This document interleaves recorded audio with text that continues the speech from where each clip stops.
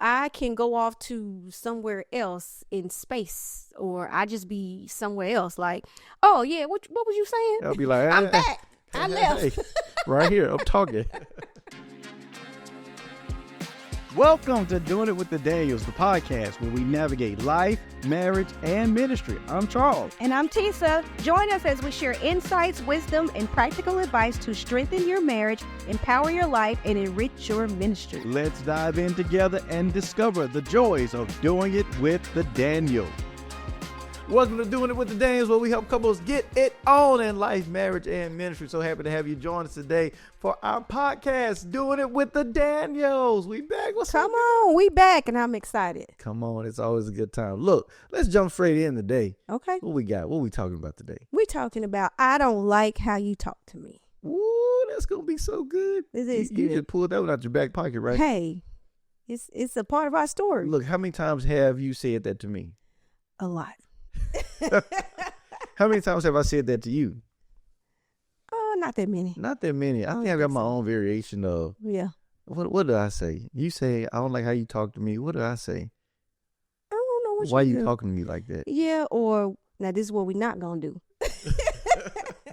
I think at the end of the day, it's still communication. Yes. And we're checking each other to a certain extent on how we're communicating. Mm-hmm. And I think we've learned over years of our marriage. This year, we'll celebrate 20 years. 20 years. It's been a lot of learning and a lot of growing with our communication. Yeah. So I would be honest and say I really didn't know how to communicate. I was a terrible communicator.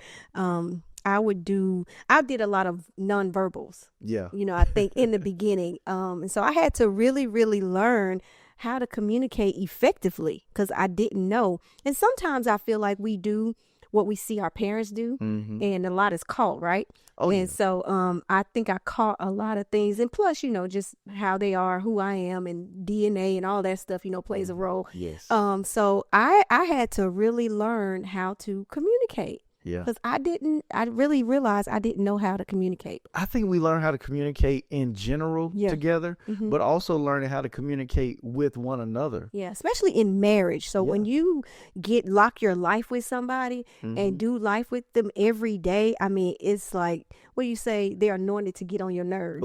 So there's so many things that are going to happen where you're going to have to learn how to talk through issues, talk through things that happen. So that's when the learning part comes from.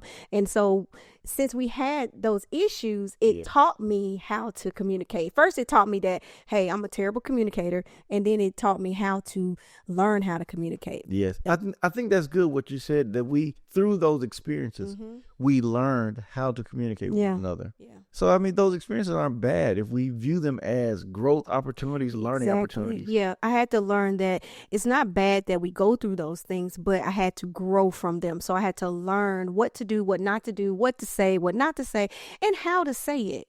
Sometimes I really realize it's not what you say, it's how you say it. Absolutely. 100% of the time. Yes, I agree. I totally agree. Yeah. And I think we learned some valuable lessons from that.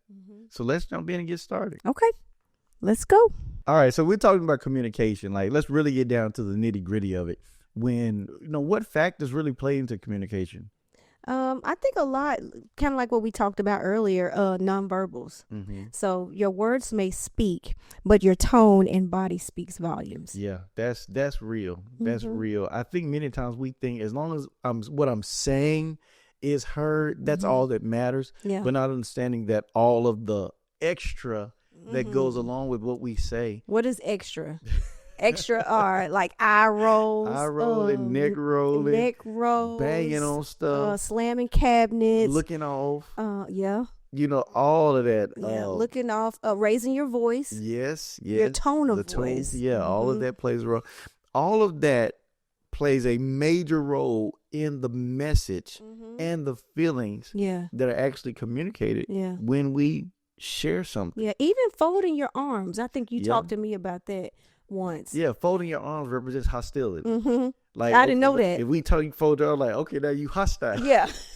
I didn't even know that because in my mind, I'm like, I'm not, but for you, that represents hostility. So I had to learn, okay, don't fold your arms. So I don't want him to think I'm mad or something. It's like either I'm hostile or I'm fed up with you. Yeah. It's kind of what that communicates. All of that plays a role. And anybody who's looking at communication, even children, they play a role. It plays a role in what do you say and how you say it. They're looking at all of that. We learn from childhood to watch all of that, because it tells us really what's fully encompassing that message that's coming out of your mouth. Yeah, that's good. I think I learned a lot from childhood, like I said earlier. Watching my parents, just watching other people, and you just catch things and you just start doing what they do, not knowing that that's not the right way to respond to like an argument or a disagreement. Well, the reality is that most of us never really developed the skill of communication, and it's a skill that can be developed. We just think as long as I can talk and use words that we are familiar with, then I'm communicating. But that's not really fully developed communication in a mature state. I was very immature in my communication because I would hold things. And so I would hold it until until the volcano erupted. And when it erupted, it was not good. And it just come out like it would come out just really bad. It would come out with a lot of hostility, a lot of yelling, a lot of just attitude and just attitude. All it what attitude. I mean, I told you that was one of my deal breakers when we were dating. I was like, I ain't dating nobody with a bunch of attitude. Like, you got, and that's why I really like you. Was really sweet. But after you get married, I don't care how sweet a person is. The real them comes out. You're going to get on their nerves. And you're going to see a side of them that you may not see before the I do. It's so crazy how people can mask that until they say I do. And you be like, where all this come from? It's because you don't want to lose them. Is that what it is? You can break up with me before we get married, but after we get married, it ain't as easy to leave. Right. So now you think you can just show out. Yeah, some people do that. Is that what I did? No, I don't think it's what you did. I think it was just the evolution of learning to communicate in difficult situations. Because in marriage, you're going to have difficult conversations. Difficult experiences where you really got to work on your communication and learn how to navigate those things. And really navigating those difficult times, a lot of that weighs on how well the couple can communicate with one another. Yeah, that's right. It's even in the beginning stages where that two becomes one part. Yes. That's the rough place, because you're trying to get to know each other. You're living together now, and all of this is new. So you got to learn if they're a morning person, because I pop up in the morning and I'm like, good morning. It's going to be a good, beautiful day. What we going to do today? And we got to do this and this. And you be like, be quiet. So it's just all of that. It's like you're learning, but then you got to also learn them at the same time and how they communicate and all of that. And you got to figure out what the hot buttons are. Yeah. Because we all have hot buttons. We all have sensitive areas where there's certain things I know if I talk about those areas, it might be a problem. But you learn that over the course of time. And even, here's a big deal, even having to ask Holy Spirit to teach me how to communicate with my wife. How to say certain things to you. Because I didn't want it to become an argument or disagree. We really don't argue, really never have argued. We just disagree. Right? We had our strong disagreements, but it was never any of that just constant back and forth stuff. But even asking the Holy Spirit, like, show me how to talk to her about this. And then there were times Holy Spirit would tell me, don't say anything about certain things, because it just wasn't the time. And so I don't want people to think that it's avoidance. It's not avoidance. It's just, you got to have wisdom in when to say certain things, even to your spouse. Because sometimes I feel like had you said something in that moment, you would have made it worse. And there were times I did. There were times Holy Spirit was like, be quiet, don't say. I was like, nah, she got to hear this. She needs to hear this. And I said it, and it made it worse. And I realized why he told me, don't say that. And I should have listened, because in the times that I did listen, things went better, much better. But it's a part of learning. It's a part of me getting out of the way and not feeling like, no, we need to communicate. I need to say what I need to say.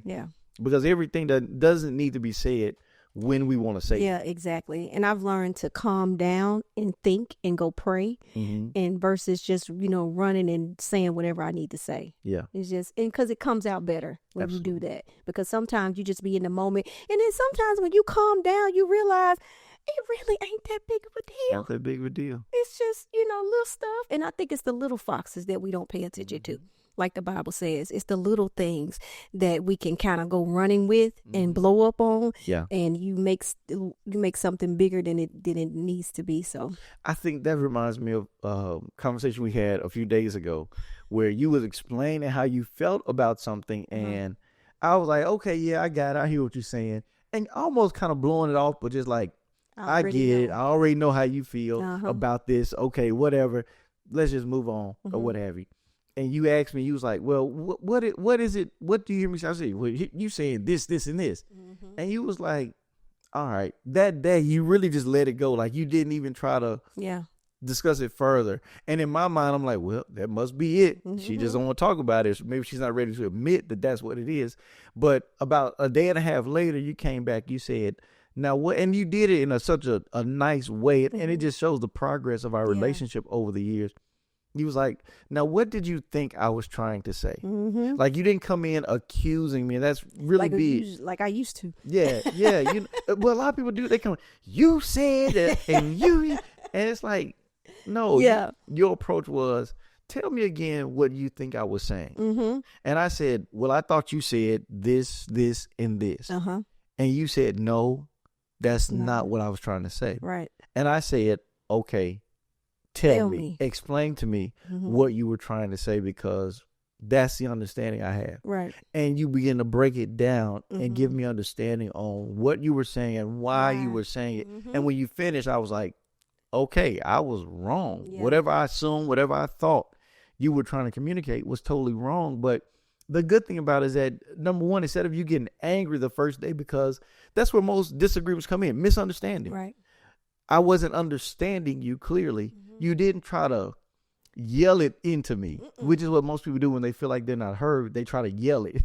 Yelling doesn't bring understanding. Well, I knew that had I tried to change your mind in that moment, you already had your mind made up that you knew what I was saying.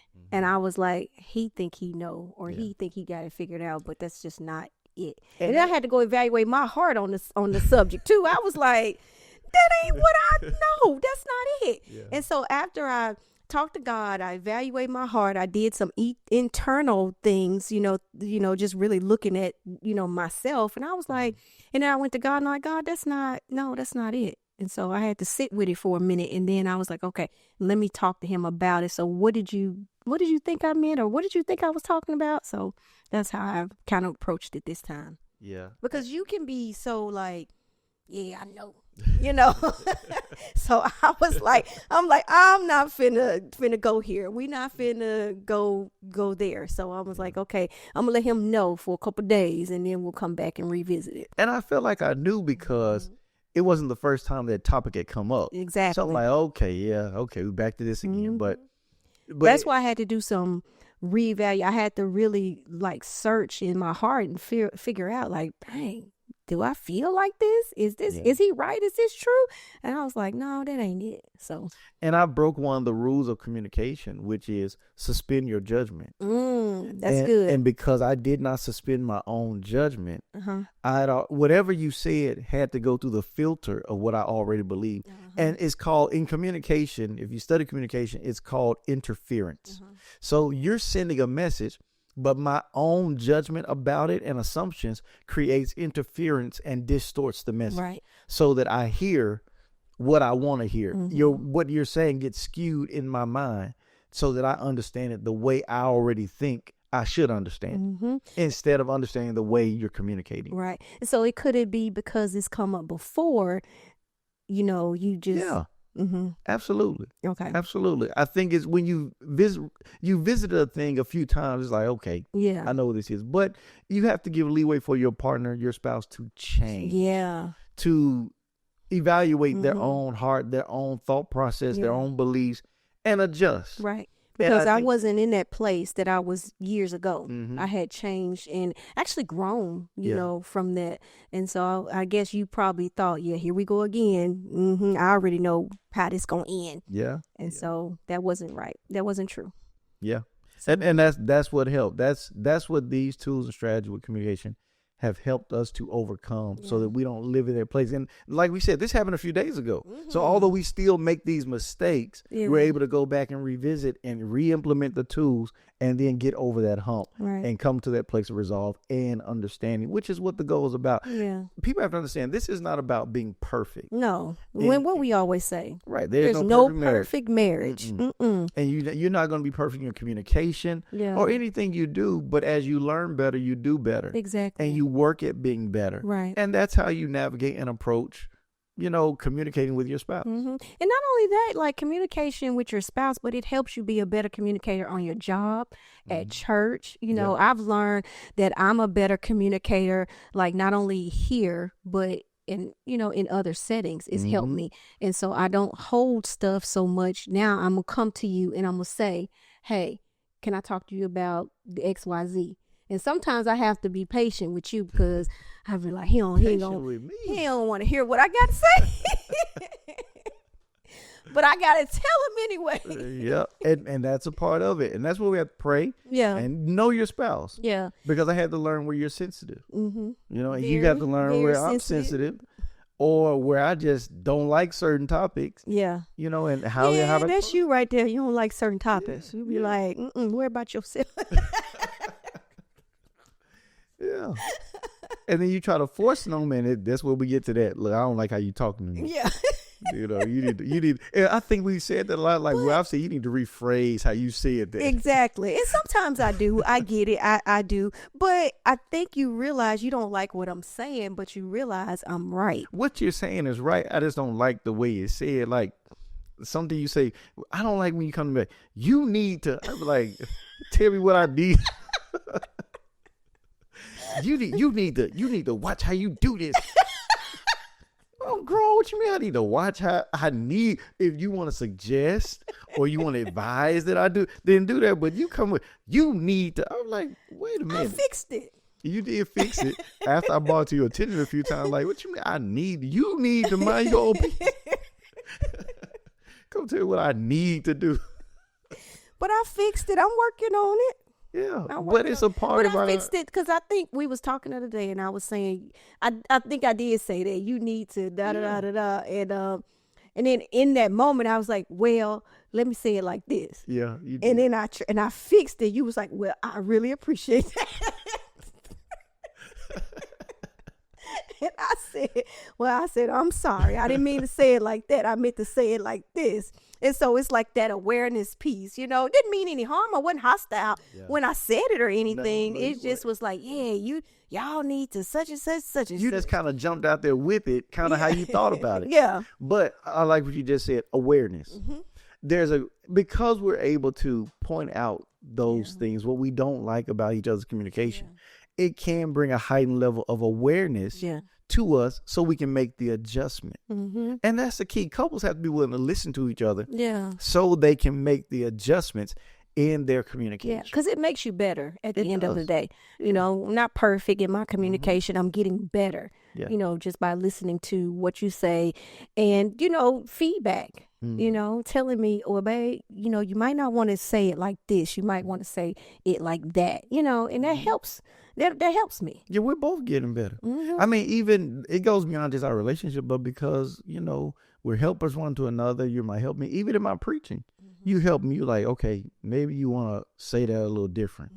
Or just be aware that when you say it this way, here's what people can think or the way they can view it. And so you need to add more context to it to help give understanding. And so that's the benefit and the value of having feedback. Yeah. Yeah, it took me a minute to say that because I was like, I don't know if I need to be saying it, because you be like, let me you do it when you preach. I'll be like, I'm just trying to, Well, I can't fix everything. I'm gonna be me, but if I can improve, exactly, that's the value of it. Having somebody to give that feedback to bring improvement. Yeah, and positive feedback. I try not to be negative, but it's something that will help. Right. will help us, would help, the people. And, that's just all I'm trying to do. 100%.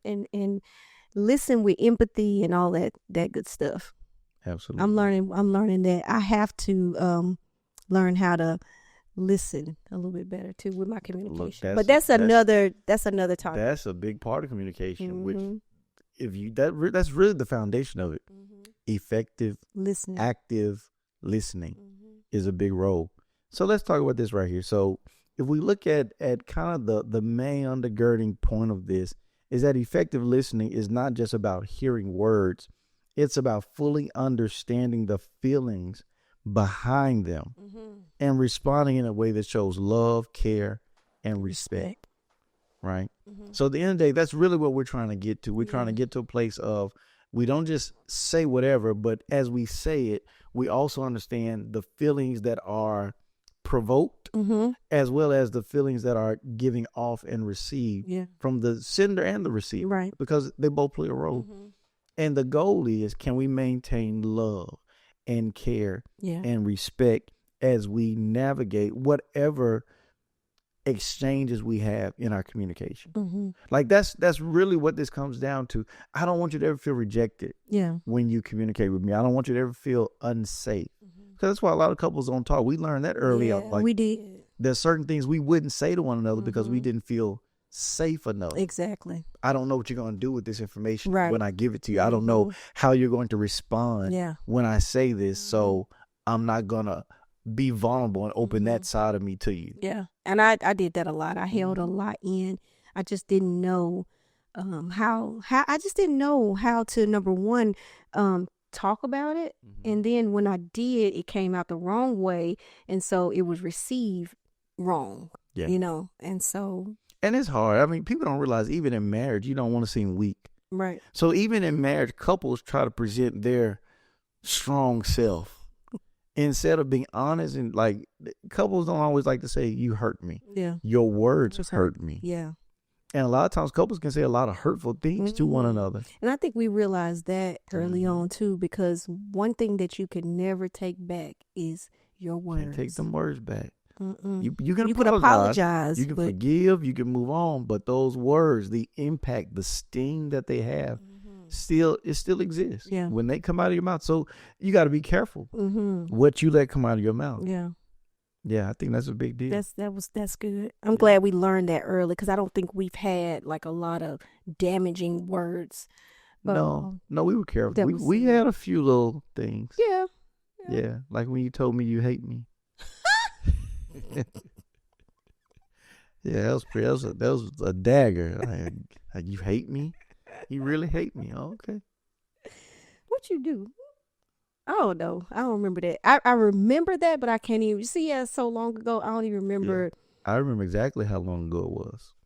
It was 15 years ago. Oh, that was a long time ago. Yes, I just remember because it hit me in a place. Oh, I'm so sorry. Healing. I'm still healing. You still healing? 15 years, you ain't healed yet? Well, I'm still here. You got the scar, but that's how we learn. They didn't destroy us, but we learned from them. All right, so look, let's keep going here. Like, you must have been cutting up if I said that. I just hit a hot button, and you didn't like it, and I wouldn't let off of it. Look, that's communication, right? Yeah. So that's why my communication was not good, because I would retaliate with stuff like that, and that was immature. It was a you didn't like what I was saying, so you hit me with the I hate you.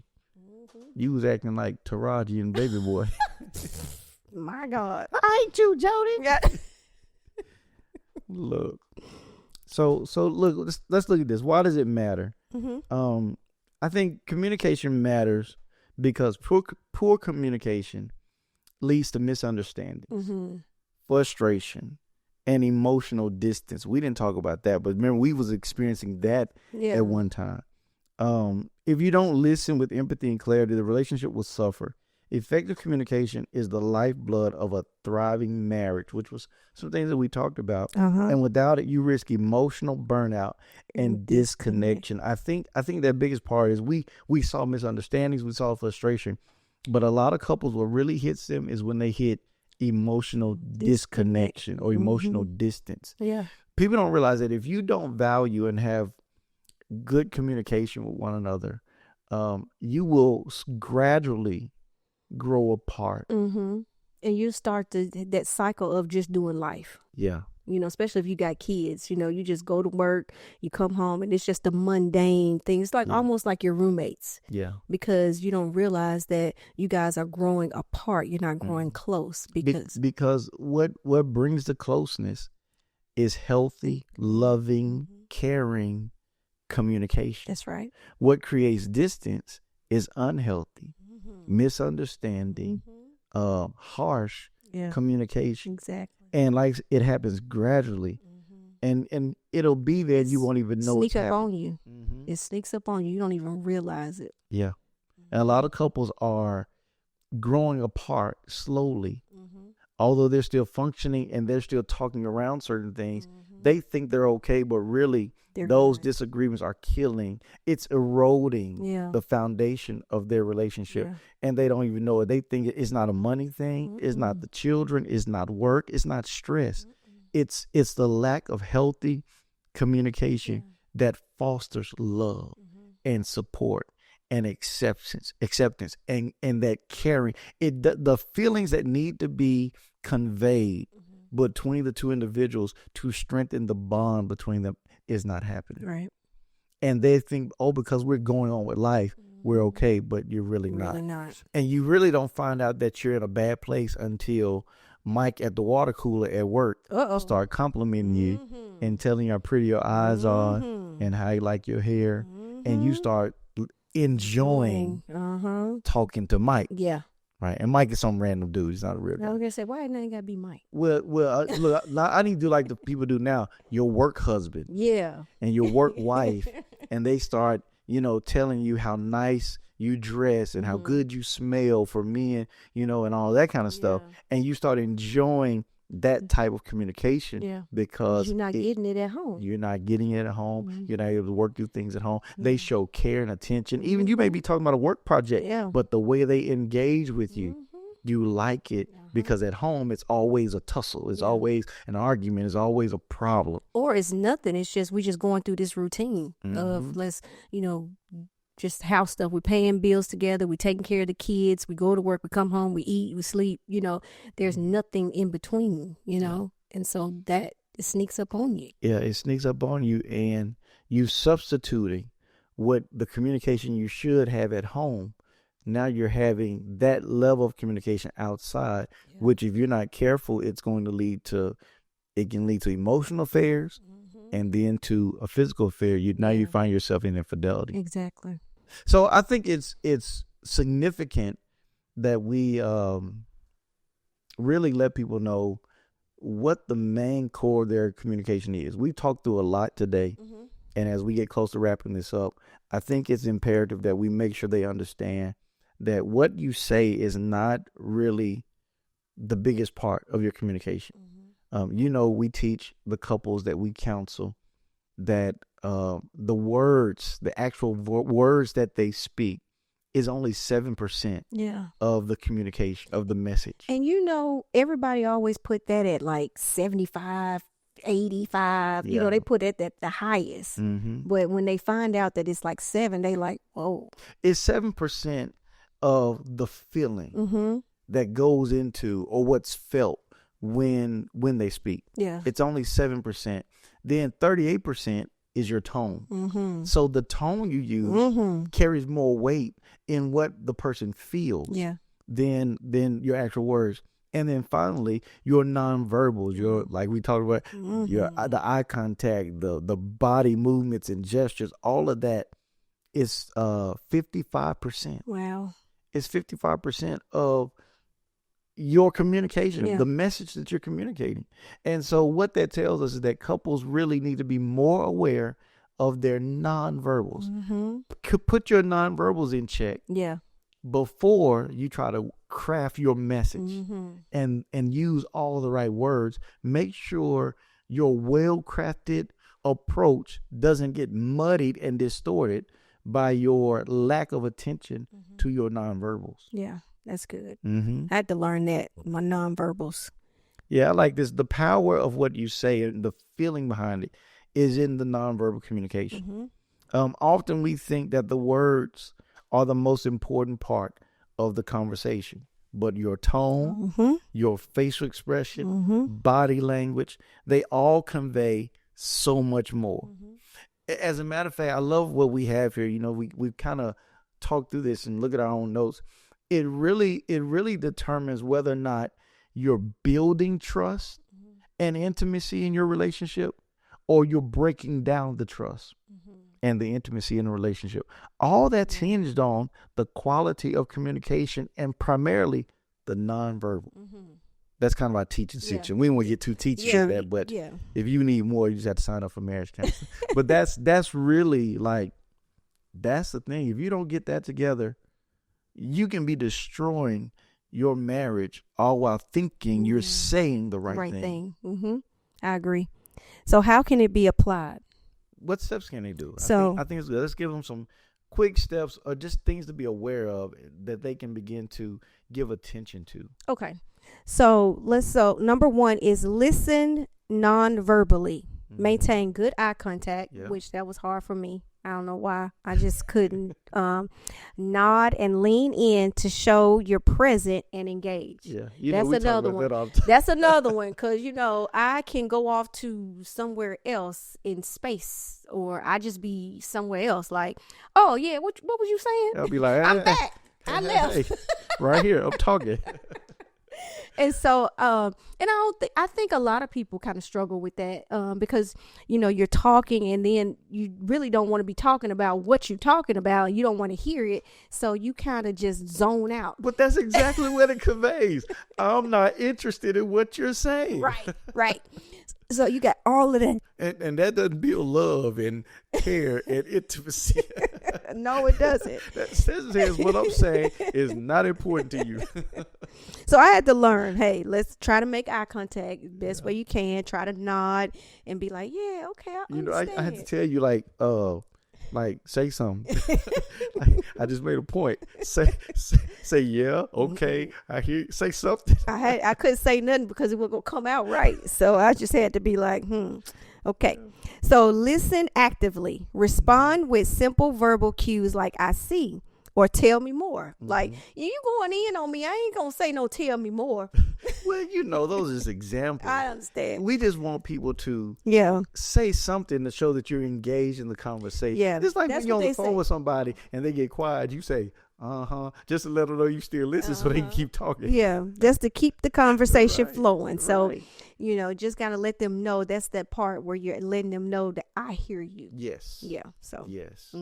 That's vital. All right. Summarize. After listening, that's number 3. Summarize. After listening, reflect back on what you heard. I think that's good because people don't do that because what I said and what you heard maybe two different things. And I'm just like, no, that ain't it. And I'm finding that to be true so much more as I pay even more attention to my communication. Yeah. Even as pastors, as leaders, sometimes I preach on Sunday. I'm bringing ministry to this now. I preach and people come up to me after church and be like, yeah, that message is really good. I got this, out of it. And I'll be thinking to myself, I didn't even say that. No. That's not even what I was trying to say. So either I didn't preach it right or you didn't hear it right. Wrong. Right. And so it's sorting out. And that's where, for me, I take the responsibility of let me go and work on how I communicate this message to ensure that what I'm trying to say is what gets heard. Yeah. You see what I'm saying? Because if not, it can happen all throughout life in different arenas that you think you're saying one thing and that's what people are hearing, but they're hearing something totally different because of where they are in their life and the lens or the filter that they're hearing it through. It's just different. That's why we're not the same. That's why I think summarizing and going back and saying, okay, what did you hear? Well, you know why people don't like to do that? Because when we counsel couples, they're like, I ain't doing that. I heard you. Like, no, but you want to make sure. Yeah. When we started doing it, it helped our relationship tremendously because there were many times we thought we heard each other, but we didn't. I realize a lot of people don't want to look stupid. Yeah. They just don't, they be like, to even ask questions. You remember in high school, nobody wanted to raise their hand and ask questions to act like they didn't know certain things in school. It's kind of like that. Like, and see, I was the kid that everybody got mad at because I was asking questions. Can you say that again? Did you say this? And they were like, shut up, we ready to go. I'm like, no, you shut up. It's my education. Can you show me that again? Uh-huh. But see, here it is. I'm trying to get understanding. They didn't understand either. Yeah, exactly. You see what I'm saying? But they just wanted to move on to something else. Yeah. And that's how we do with our community. Let's just move on. But you don't even understand what's going on. Or you act like you understand. Or you interpret it your way through your own filter, and it's wrong. Yes. So that's good. Number 4 is avoid interruptions. Let your partner speak fully before responding. I am guilty. I am so guilty. You listening to respond. Yes, because soon as you say something, I'm like, oh, I got something for that. Hold on. Don't say nothing else. But I need to interrupt you to say what I got to say. And so I'm very guilty of that, not letting you get stuff out. And because I feel like it popped in my head, and so I got to say it, because if I don't, you're going to forget. And it's probably good to you, and you want to make sure it get out. No, he need to hear this. But the reality is that's not active listening. No. And that's what we had to learn. Both of us had to learn that. Because I was the same way. Like, oh, let me go. Nah. Your facts and details are all, let me go get you together. And so we listen to respond instead of listening to understand. Yeah. We listen to speak instead of listening to fully understand the message that's being related to us by our spouse. Yeah. And that's not good listening. That's considered poor listening. Yes. I'm a great listener. No, if you're interrupting, you're a poor listener. If you're not understanding, or you're not hearing the person with empathy and gaining a full understanding, you're a poor listener. And empathy involves taking yourself. So if we're talking just for analogy's sake, I really have to put myself in your seat. Yeah. If I'm going to be empathetic, I have to try to hear it how you would hear it, think about it how you would think about it, right? And understand it how you would understand it. Right. And then come back to myself and speak to you out of that understanding, not my understanding. Exactly. Right? Because there's some things that you may take serious and it's really important. And if I'm just me, my judgment is that's stupid. But it's not stupid because it matters to me. Exactly. And if I'm empathetic, I say, okay, I understand how you feel about this. Yeah. Let's discuss it, or let's do this or do that, or whatever the case is.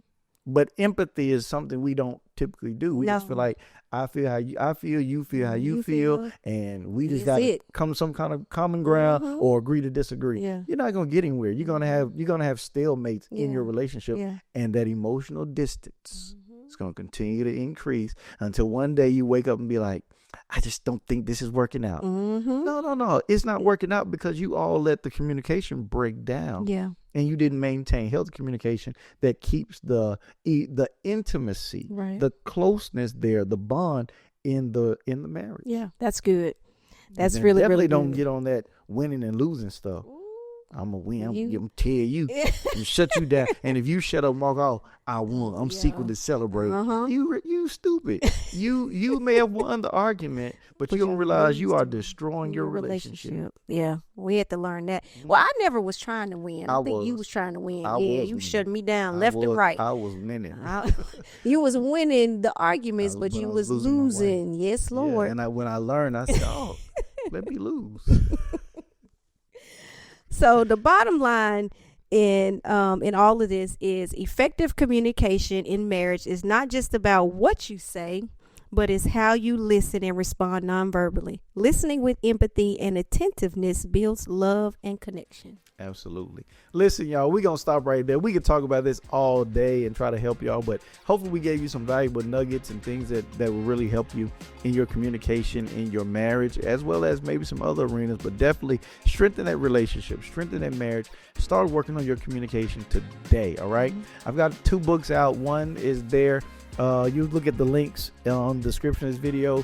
There's an ebook. One is an actual physical book that you can order on Amazon or what have you. And both of them will help you to grow in your relationship and will expand further on some of the things that we share with you today. All right. So listen, we thank y'all for joining us. We look forward to seeing you at the next one, right? See you next time. See you next time on Doing It with the Daniels. Hey, thank you for joining us for Doing It with the Daniels. If you want to keep up with everything going on our channel, don't forget to like, comment, subscribe, and share this podcast. Absolutely. We'll see you next time.